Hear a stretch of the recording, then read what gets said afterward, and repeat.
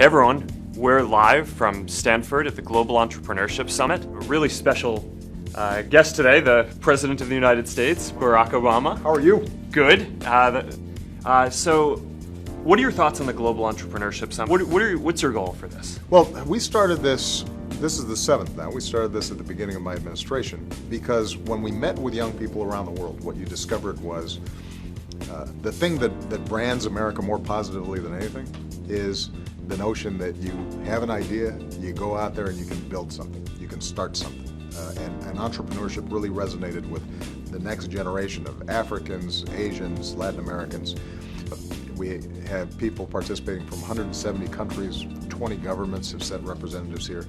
And what you see are these incredible young people who are starting all kinds of important ventures in their own country, and they have the opportunity to interact with you, with venture capitalists, with nonprofits, and find the best practices that can help them build the sort of businesses, but also the sort of change that they want to see in their countries. So, the world, there's this trend where, we keep on getting more and more connected. Right. And, the trend, I think, has largely accelerated under your presidency. So I'm curious, what are the biggest changes that you've seen in this regard? Well, if you think about just 2008 and what's happened in social media, something that you helped to lead, obviously, that has been an incredible transformation. It has changed. We didn't talk about this before. No, we did not. But I think it's fair to say that it's changed how people interact with each other. It is now changing politics. It's changing our economics in fundamental ways. It means that everybody has an immediacy and an access to each other, not just to information, but to each other in ways that we had never seen before. And that's powerful. Now, what that does is give entrepreneurs opportunities to leapfrog over old technologies, old political structures, old institutions, and start forming their own. It's disruptive. In some cases, it's also scary. Right? A classic example is what happened in Egypt. We were just with a young entrepreneur from Cairo, where Facebook and social media helped to launch a revolution, but it also created a blowback and a concern about what does this mean for all these young people to be able to talk to each other without having to go through established channels. And part of, I think, our goal has to be to make sure that we help young people like the ones who are here at this Entrepreneurship Summit use these new tools, form these new bonds, and not crush the innovation, but rather help to shape it in a way that creates more jobs, more opportunity, more inclusiveness, more tolerance, more understanding, more peace, less conflict. And that's going to happen, but it's going to take some time, and I think you're always going to have people who react to all this new stuff by saying that's a little scary.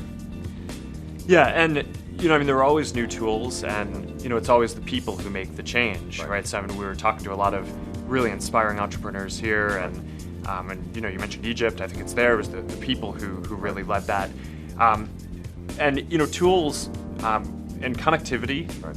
I think is a big net positive for the world, but we need to make sure that that entrepreneurs are taking advantage of these opportunities and creating more value for everyone in the world. So I'm curious, what do you think are the biggest opportunities that you'd love to see some of the entrepreneurs here go after and empower them to do? There are both sectors where I think there are huge opportunities, and there are things that government can do as well. So in terms of the problems that we have to solve, energy is a classic example, the issue of climate change.